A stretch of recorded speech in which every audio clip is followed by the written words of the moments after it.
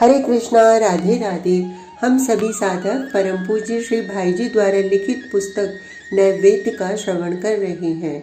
आज का प्रसंग है गुरु शिष्य संवाद। प्यास लगी है, जल चाहते हो तो जाओ, पीछे लौट जाओ। तुम्हारे गांव में ही सरोवर भरा है, बड़ा मधुर जल है, अमृत है, उसे पीकर तृप्त हो। क्या तुम्हें वह सरोवर नहीं दिख पड़ा? तभी तो यहाँ दौड़े आए हो और दौड़ रहे हो। ठहरो, आगे मत बढ़ो। अरे अब भी नहीं सुनते? कहाँ जाते हो आगे? क्या वहाँ जल धरा है?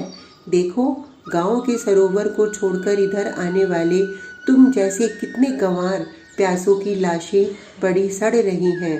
ढेर लगा है, तुम्हारी भी यही दशा होगी। छटपटाकर मर जाओगे। यहाँ जल का नाम निशान भी नहीं है। दोपहर के सूर्य की किरणों से तुम्हें इस जगह जल का भ्रम हो रहा है। कितनी दूर आ गए? क्या तुम्हें राह में कहीं जल की बूंद भी मिली? जल तो पहले से ही दिखता था, यह दिखना बंद भी नहीं होगा। जितना आगे दौड़ोगे उतना ही आगे दिखेगा, लेकिन मिलेगा कभी नहीं। मिले कहाँ से हो तब ना, जब थक जाओगे, दौड़ते दौड़ते दम भर जाएगा, तब गिर पड़ोगे। एक तो भयानक प्यास, दूसरे धूप की गर्मी और तीसरे थकावट। बेहोश हो जाओगे, मर जाओगे। इससे भाई लौट जाओ। चलो, तुम्हें जल्दी ही तुम्हारे गांव पहुंचा देता हूँ। देखो, इस राह से जाओ। तुम जिस राह से आए थे वह बड़ी लंबी है, मैं बताता हूँ। इस राह से जाओगे तो अभी तुरंत पहुंच जाओगे।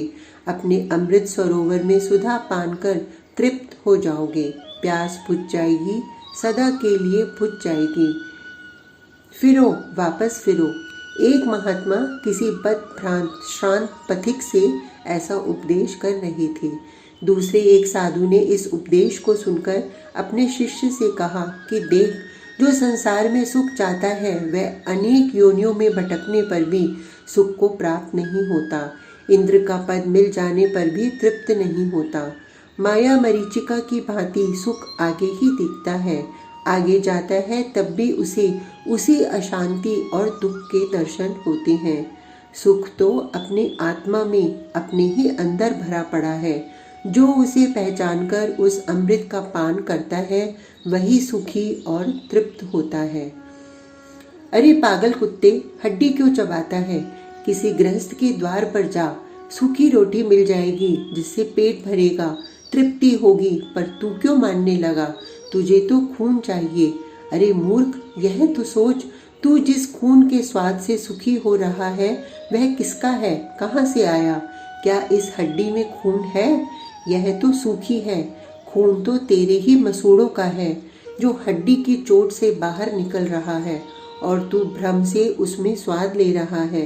अरे यह खून तो तेरे ही अंदर भरा है। मूर्ख, अपना ही खून निकालकर तू आप क्यों पीता है? हड्डी छोड़ दे। देख, मसूड़ों में घाव हो जाएगा, बड़ी वेदना होगी। खून तो तेरे अंदर है ही। साधु ने यह सुनकर अपने शिष्य से कहा कि वत्स, विषय के साथ इंद्रिय का संयोग होने पर जो कुछ सुख की प्रतीति होती है वह सुख वास्तव में उस विषय में नहीं है। विषय तो हड्डी की भांति दुख रूप और आघात ही पहुंचाने वाले हैं।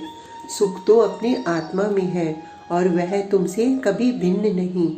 इच्छित वस्तु के प्राप्त होने पर जब कुछ समय के लिए मन निश्चल होता है तब उसमें सुख रूप आत्मा का प्रतिबिंब पड़ता है।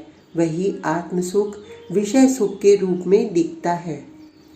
जैसे कुत्ते को अपने मसूड़ों का खून भ्रम से हड्डी में प्रतीत हो रहा है, अतएव विषयों से सुख की प्राप्ति को भ्रम समझकर तू उस आत्मानंद का अनुभव कर।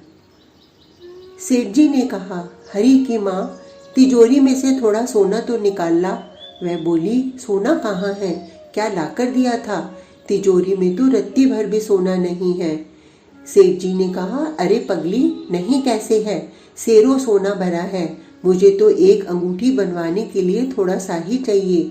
हरि की माँ, अजब बात है, मैं कहती हूँ सोना है ही नहीं। अंगूठी बनवानी है तो बाजार से ले आइए, घर में है ही नहीं, तब मैं दूँ कहाँ से? सेठ जी ने कहा, अच्छा जरा चाबी तो दो, मैं निकालता हूँ। हरि की माँ ने झुंझलाकर चाबी दे दी और कौतूहल से देखने लगी कि देखें ये बिना हुए सोना कहाँ से निकालते हैं। सेठ जी ने तिजोरी खोली और गहनों के ढेर में से एक टूटी हुई पुरानी ढंग की अंगूठी निकाल ली। ताला बंद करके चाबी हरी की माँ को दे दी। उसने कहा, निकाल लिया सोना? मैं तो पहले ही कहती थी कि नहीं है। सेठ जी ने अंगूठी दिखाकर कहा, यह सोना नहीं तो क्या है? हरी की माँ, यह अंगूठी है। सेठ जी ने कहा, अरे अंगूठी तो इसका नाम है, गोलाकार बनी हुई है, यह इसका रूप है तो सोना ही। हरी की माँ, सोना कैसे है? अंगूठी प्रत्यक्ष दिखती है, आप सोना कहते हैं। सेठ जी ने कहा, अच्छा, जब यह अंगूठी नहीं बनी थी तब यह क्या था? हरी की माँ, सोना। सेठ जी ने कहा, गलाने के बाद क्या होगा? सोना।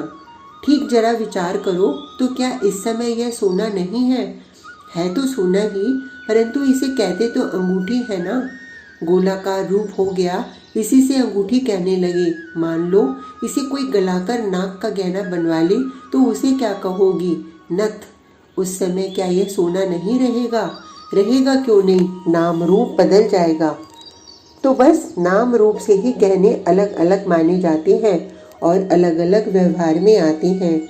है तो सब सोना ही। ठीक है, अब आपकी बात समझ में आ गई। साधु ने पति पत्नी की इन बातों को समझकर और सुनकर शिष्य से कहा, देख, इसी तरह से नाम रूपात्मक जगत परमात्मा में कल्पित है और परमात्मा सबके एकमात्र अधिष्ठान और सब में व्यापक रूप से नित्य स्थित है। यही ब्रह्म ज्ञान है। आज का प्रसंग इतना ही। कल तक के लिए हरे कृष्णा, राधे राधे।